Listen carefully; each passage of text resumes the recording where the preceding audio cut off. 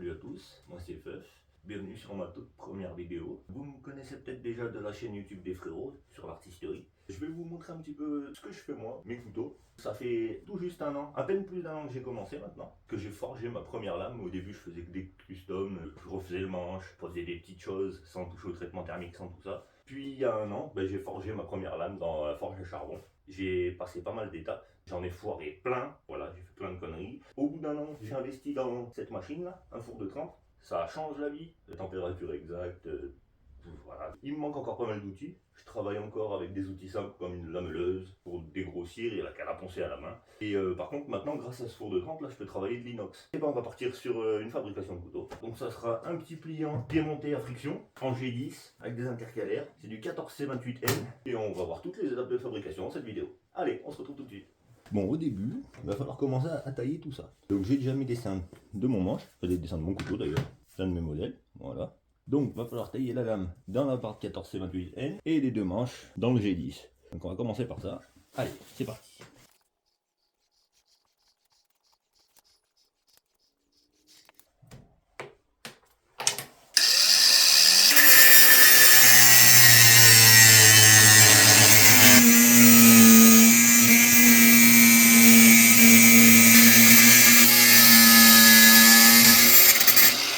Tac, et voilà. Là pour le moment, elle est juste découpée. Il va falloir dégrossir, remettre tout ça propre. Et on va faire ça avec le disque à lamelle sur la meuleuse. Je reviens quand c'est fait. Lame dégrossie, propre. Donc on aura cette forme la finale. Et maintenant, on va passer aux manches.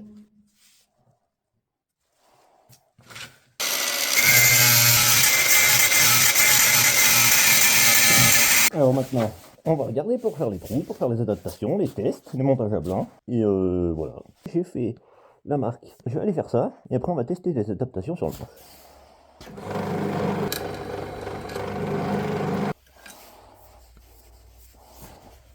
Je positionne, je fais mes tests. Là j'ai déjà frappé. Après avoir effectué les tests à la main, j'essaye, vous voyez, j'essaye de voir où c'est qu'il faudrait que je fasse le trou dans le manche pour que ma lame tombe pile poil. Et là normalement, petit montage à blanc avec une pointe, on se retrouve bien au bord. Et ouvert, la friction sera comme ça. Maintenant il va falloir faire le trou de butée, le trou pour la fausse pièce au fond. Et puis on va avancer. Et voilà, j'ai percé les deux plaquettes. Ça fait que ça donne ça. J'avais bloqué les deux ensemble avec un serre-joint et des pinces. Comme ça j'ai pu faire le trou exactement pareil que l'un pour l'autre. À l'ouverture ça donnera ça. Là il n'y a rien qui se tient, hein, évidemment. Bon, là du coup je vais faire les tests pour le clou de butée. Donc je voudrais que ça s'arrête pile poil là. Je jette ma pointe là, bien dans l'angle. Et là à l'ouverture, que j'aurai mis mon ruban boutier, là que ça viendra forcer contre et on ne pourra pas aller plus loin, quoi. Voilà, maintenant je vais aller faire le trou sur les plaquettes. Donc là normalement la logique voudrait que ça arrive pile poil en butée. On va faire un petit test, tac. Et ben on n'est pas trop mal. Et ben on n'a plus qu'à faire le même de l'autre côté, à préparer le trou pour la fausse pièce de ce côté là. Allez c'est parti. J'étais parti mais en fait je vais vous montrer un petit truc. Pour que ça soit bien en face, que je mets le premier que j'ai déjà trouvé. Je me cale sur le bord du coup. Je tiens bien tout droit. Comme ça, on est sûr que tout est bien aligné, tout est bien en face. Allez, hop, c'est parti, on prend la pointe, le marteau. Et voilà. Maintenant que les deux plaquettes sont trouées, on est bien droit et tout. Sauf que je viens de me rendre compte que... Tac, je viens de taper là. Donc ce que je vais faire, c'est que je vais réduire là. Je vais vraiment taper de plus haut pour qu'on puisse vraiment faire le tour de ce clou pour venir faire le couteau. Hop, et voilà. Donc là maintenant, il s'ouvre, il se ferme. On n'a plus qu'à adapter, réfléchir à la fausse pièce, coller les intercalaires, on avance. Hey, le voilà. Donc les deux sont fixés, c'est pas trop mal, c'est bien droit, ça s'ouvre, ça se ferme. Déjà là on a fait la base du truc on va dire. Allez, et ben on va continuer sur tout ça. Donc là j'ai découpé mes intercalaires en G10 blanc. Je vais coller à l'époxy tout ça.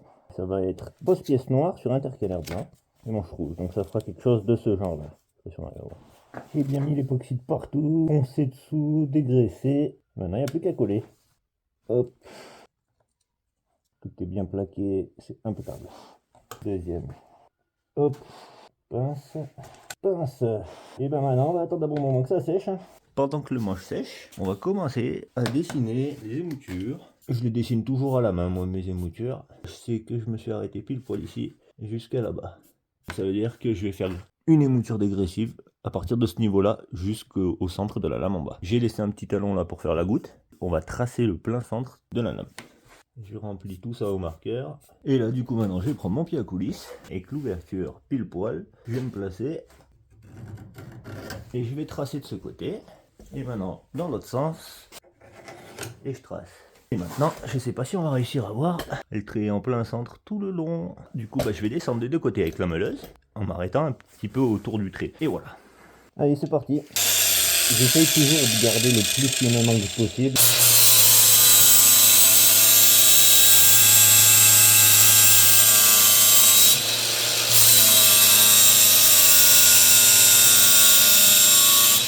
Hop là. Du coup, j'ai bien descendu. Je vais fignoler à la lime à main.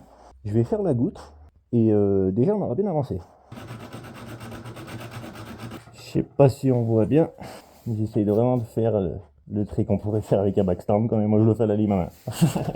Voilà. Allez, on continue. Et voilà. J'ai descendu tout le long. On va montrer là. Pareil pour ce côté. Qui donne ça. Pour le moment. Là maintenant, on va attaquer à faire la goutte. Et après, on va passer au papier à poncer à la main pour remettre tout encore plus à plat.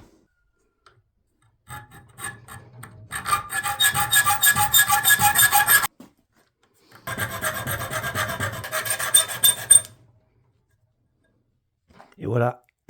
Allez, c'est parti. On va dégrossir tout ça. On va poncer en essayant de garder toujours le même angle. Et voilà, déjà, on voit bien une diff. Je sais pas si ça se voit bien en vidéo. Et ben, on va continuer, on va monter un peu plus haut, faire l'autre côté, et je reviens. Voilà, il reste encore pas mal de rayures, mais c'était pas le but. Le but, c'était vraiment de réduire et que ça soit à plat. Là, je suis plutôt content du résultat déjà. Maintenant, on va attaquer l'étape du guillochage. Bon, je vais me partir sur un petit guillochage improvisé, je pense.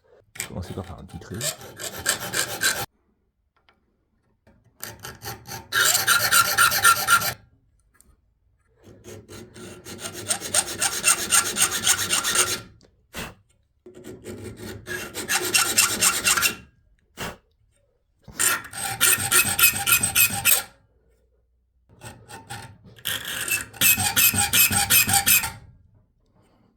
Ah, j'aime bien déjà. Est-ce que je continue de cette façon? Est-ce que je change? Ah là là, ça fait réfléchir tout ça. Allez, je reviens. J'ai bien avancé jusque là pour le guillochage. Et je vais me faire le reste avec la meuleuse. J'ai mis un gros disque, un disque à tronçonner. Merde, je sais pas si on le voit. Oui. Et je vais faire des petites encoches. Et je vais voir si ça rend bien.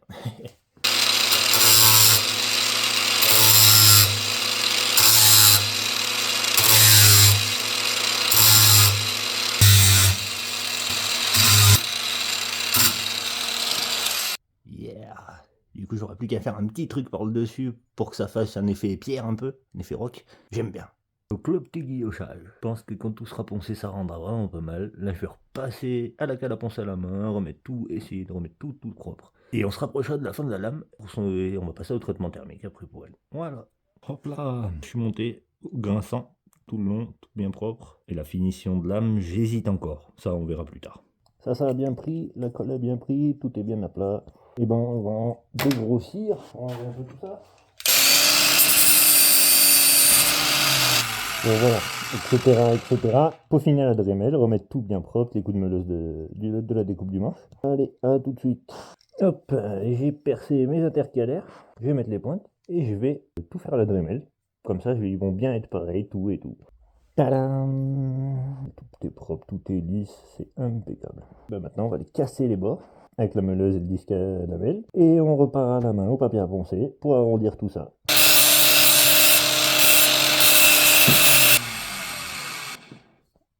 Hop.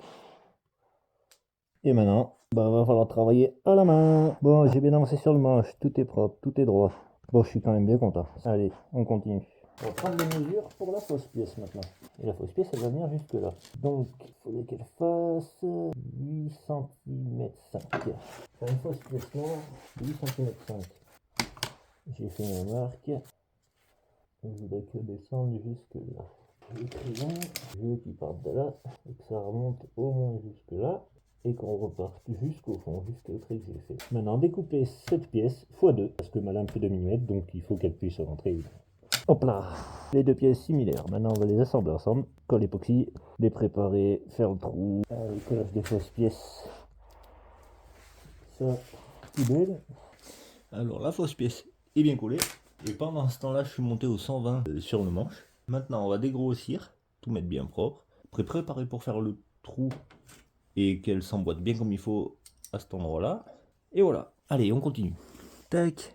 Je vais le faire dépasser un peu de tous les côtés, comme ça je pourrais le poncer bien propre. J'ai monté ma lame au grain 120, et vu que c'est de l'inox et que je fais dans un four de trempe, un traitement thermique, il faut y mettre une protection. Il y a soit les papillotes d'acier inoxydable, soit cette peinture-là, le Condursal s'appelle. Donc il faut bien remuer, et là il y a deux façons de faire après. Une de l'étaler au pinceau, et l'autre, qui est la mienne, tremper directement la lame dedans. Je me suis fait une sorte de petit outil là, pour porter ma lame et l'immerger complètement. Donc allez, c'est parti. Immersion. Passe. Donc là, hop. Et on va bien laisser s'égoutter tout ça.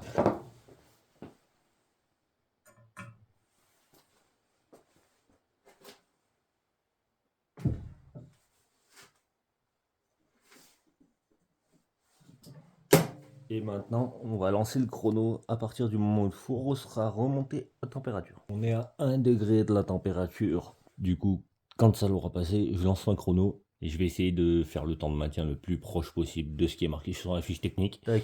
Bon, il me reste 30 secondes. Mon huile a été évidemment préchauffée juste avant. 4, 3, 2, 1, 0. Tac, tac, tac, tac, tout est prêt, tout est prêt. Hop.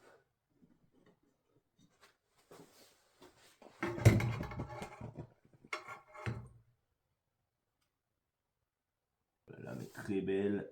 Le conduire, ça a bien fait son travail, il me semble. Yes. Allez, petit nettoyage et on va tester cette trempe. Et voilà ma lame. Toute propre. On n'a pas fait de test encore. Donc j'ai pris la ferraille de base. Ma lime mord comme ça dedans. Test sur la lame. Bon. Aucune marque. Ni d'un côté ni de l'autre. Rien de mort. Même en appuyant bien fort. Elle est toujours bien droite. Et ça c'est cool. On va passer au revenu. Il va faire son petit tour au four. Bon voilà, le revenu était fait. Il a passé 2 heures au four à 230 degrés. Il a bien un revenu bien jaune paille. Et ben maintenant on va remettre tout ça propre et continuer.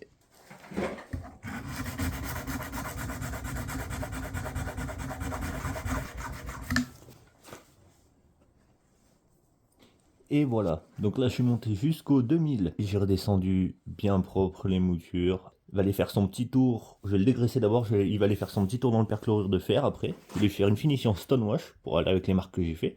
Et après on va passer à l'étape du stonewash. Alors après ces 20 minutes dans le perchlorure, il a bien noirci. Et maintenant, eh ben, on va faire le petit stonewash. Ce que je fais, un vieux bidon de liquide de refroidissement. J'ai mis des gravillons dedans.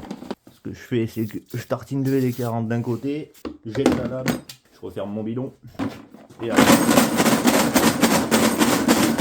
voilà, c'est parti. Après 5 minutes, elle secoue dans tous les sens. On va le sortir et voir ce que ça va donner. Le rendu à nettoyer. Est-ce qu'on voit bien? Voilà. Et là, du coup, un acier inoxydable avec une finition stonewash, il va plus bouger. Donc là maintenant on va coller la fausse pièce et il sera plus démontable, plus rien, c'est fini après. Là, colle époxy, je fais comme ça. J'essaye de bien faire en sorte d'en mettre bien partout. Maintenant que toute ma fausse pièce est tartinée sur les deux côtés de partout, je vais bien fixer tout ça. Et ben là on est vraiment pas mal. Donc ce que je vais faire maintenant, c'est serrer tout ça. Et la petite dernière pour la route. Et maintenant, et ben on va attendre. C'est assez laborieux ce moment-là, mais vu que ça se nettoie bien, que ça se fait bien et qu'après tout se tient, c'est pas plus mal. Maintenant que ma colle a bien pris, et ben je vais poncer la fausse pièce, je vais la mettre à fleur. Pour ça, je vais reprendre le masque à cartouche parce que je veux pas respirer ça.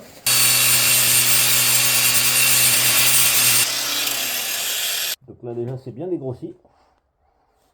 J'espère qu'on peut bien voir. Je pourrais en faire un petit peu mieux, je vais y aller à la main, à la Dremel aussi après. Je vais tout mettre à fleur, tout mettre propre, et je reviens. Bon, et voilà. Je me suis arrêté au grain 100 pour le moment. Il faudra que je repense un peu plus, c'est pas encore assez propre, mais tout le dessus est bien lisse, bien propre. Donc là, je vais emboutir les rivets pour pouvoir attaquer les finitions. Je vais commencer par le stop pin. C'est bien de taper en rond pour étaler la matière et qu'elle prenne toute la place après. Voilà. Donc le premier embouti, il prend complètement le trou. Et du coup, maintenant, on va pouvoir passer de l'autre côté et faire la même. Et ben, premier rivet embouti, ce qui donne vraiment ça et ça.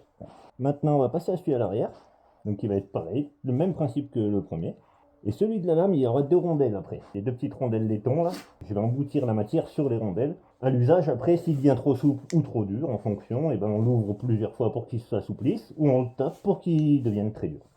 Hop là, deuxième rivet embouti. Je vous montrer vite fait. Et focus. Vilain. Non. Bon bref, voilà. Allez, on passe à l'axe de la lame. Et là, on va être encore plus délicat. On va essayer de vraiment étaler la matière sur la rondelle, quoi.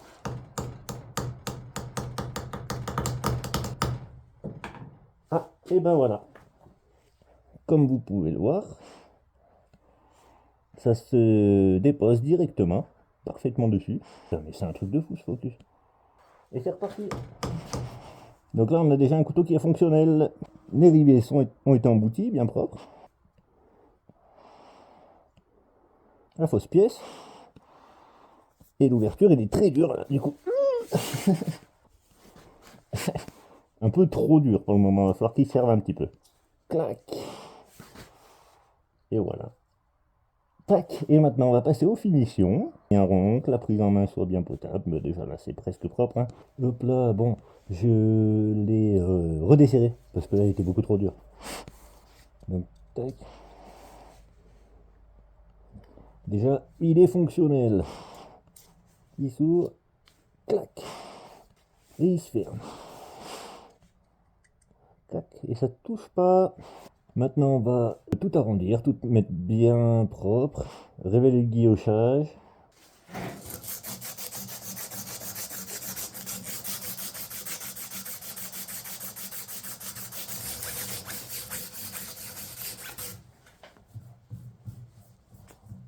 J'ai bien avancé sur le manche, il est formé, bien propre, jusqu'au 320, mais je suis jamais content. Ça me va pas, c'est trop rouge, trop lisse, et voilà. Donc je vais essayer de faire des petits coups de meuleuse dans tous les sens pour essayer de faire comme pour la lame ce que j'ai fait au début. On va voir ce que ça donne. J'ai jamais trop fait ça.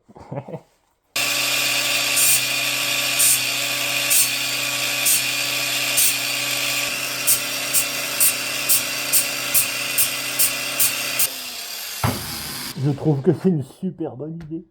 Et ben, je vais continuer, je vais faire l'autre côté à peu près similaire, tout reponcer et je reviens. On passe à l'étape de l'aiguisage. Voilà, le mouvement sera toujours le même.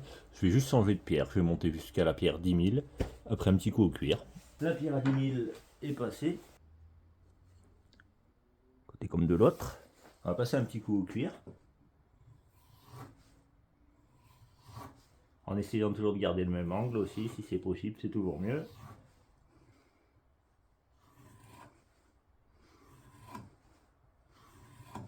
Bon, le voilà aiguisé. C'est vraiment pas mal, normalement, je suis plutôt content. Ouais, c'est même vraiment bien.